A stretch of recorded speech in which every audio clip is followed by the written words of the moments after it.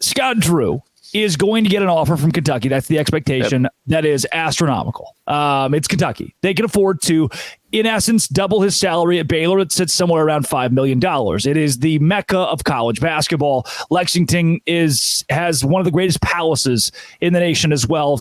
Recruiting, I just could laud the Big Blue forever. Why do you think this might be the big one for Scott Drew? Well, quite simply, Drake, it's Kentucky. Yeah. Kind of all the reasons you just talked about. You and I, we've been through this. We've heard the Scott Drew rumors for like every job. If somebody asks you to put it in college football terms, it's the Matt Campbell meme. And now, like, that's what it's been in basketball with Scott Drew. Some of them more serious than others, but like none of them, weirdly, were better than what he was doing at Baylor.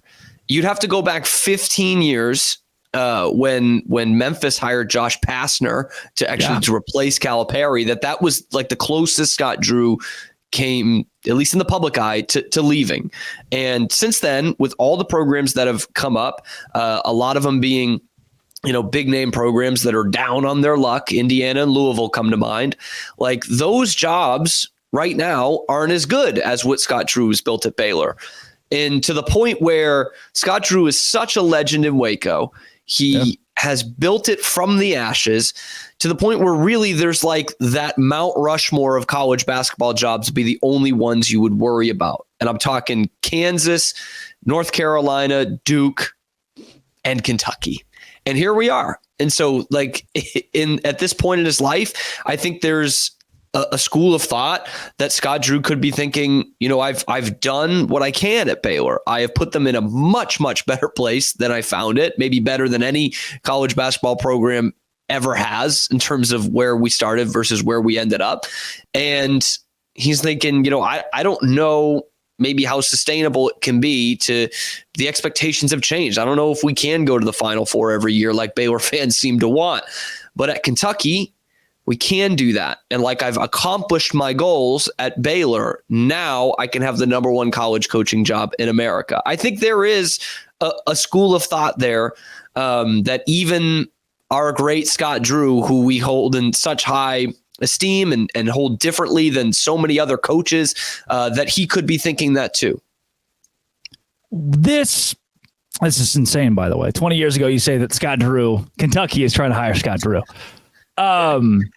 This job is, it's the job. I understand that aspect of it, but the one thing that people are using to really get to why Scott is the choice is this Mitch Barnhart relationship. How much do you read into that being the catalyst? This is interesting because I've found this also kind of weird. So undeniably, he has a very good relationship with Mitch Barnhart. Like we know, and the story behind it is 2021 when they're in the bubble. Mitch Barnhart's basically the glorified chaperone from the NCAA for the hotel. Obviously, Baylor stays there longer than anybody. They win the national championship. And so they apparently developed a great relationship there. Now, you and I both know Scott Drew limitedly. He is friends with about anybody. Like That's he's true. Such a nice guy that shocks nobody. And so does he have a better relationship with Mitch Barnhart than a lot of other ADs? I'm guessing yes. But then again, he is friends with everyone. He even tried to be friends with Rick Barnes, who just hated him. But like everyone else, maybe outside of the late Bobby Knight with that story, is friends with Scott Drew. And so I think there is something there, Drake, but I think it's made out to be a little bit more than what it actually is. Like, I don't think he goes to Lexington in the offseason, has fettuccine Alfredo with Mitch Barnhart. Question in the front. Along with that, this is the one I just find so odd. Jeff Goodman, who is... Talk about friends with everyone. Plays pickleball with Scott. 12 hours later, Jeff hops on his own show and says, Scott Drew to Kentucky. Like that's he rode that candidate first. He said, that's the one that I think, that they're going to go after him and this could be it. Is there a coincidence then that we talk about the relationship with Mitch Barnhart? Is there a coincidence that guys play pickleball together, a little bit of this, a little bit of that? They're talking like, oh, Cal might leave. And then 12 hours later, Goodman says, oh, this could be the guy. I think you have to put something there. You got to put some stock in there. Scott also loves the national guys, the national writers, the broadcasters. He is very close with those guys. Jeff Goodman, very much among them. And so I'm guessing Jeff had probably some news that Cal might have been leaving or think about leaving Kentucky and broached the subject with Scott. And Scott Drew probably said something like, "Oh, that's Kentucky. You can't rule that out," or something like that. And then that becomes a thing. But this is also, it's not on a podcast that he's doing this. It's on the pickleball court. So if he had been like, "No way, I would never consider Kentucky," he probably would have told Jeff that.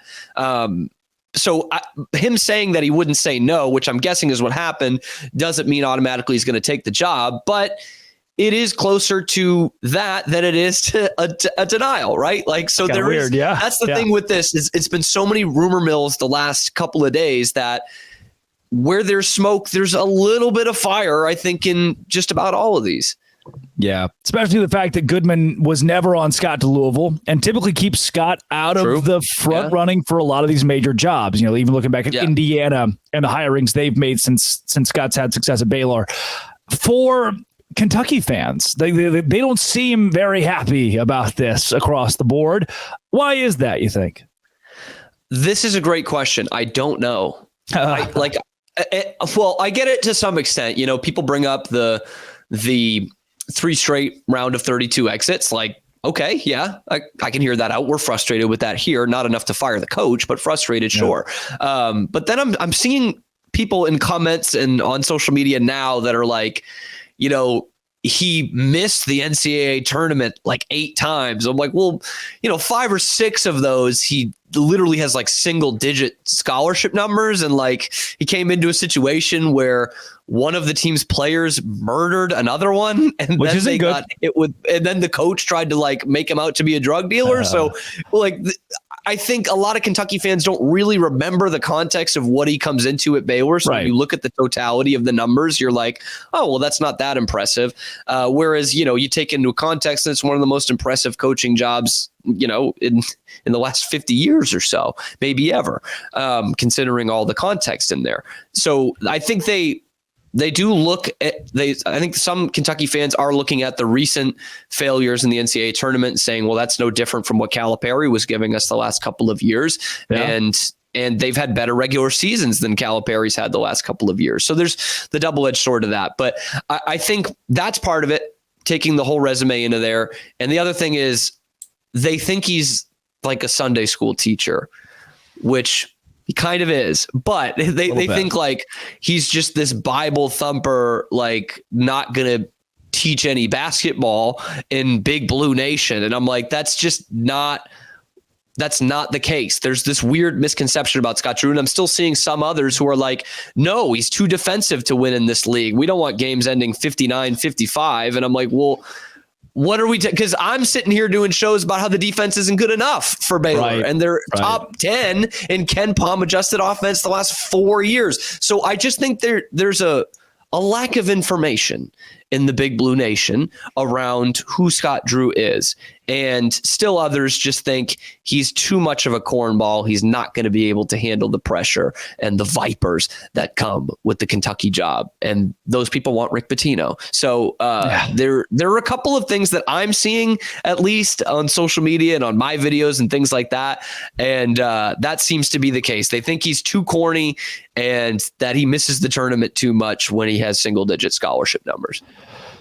Let's talk about why Scott Drew might stay at Baylor. Could stay at Baylor. Will stay at Baylor. This is Locked On Big 12, part of the Locked On Podcast Network, your team every day.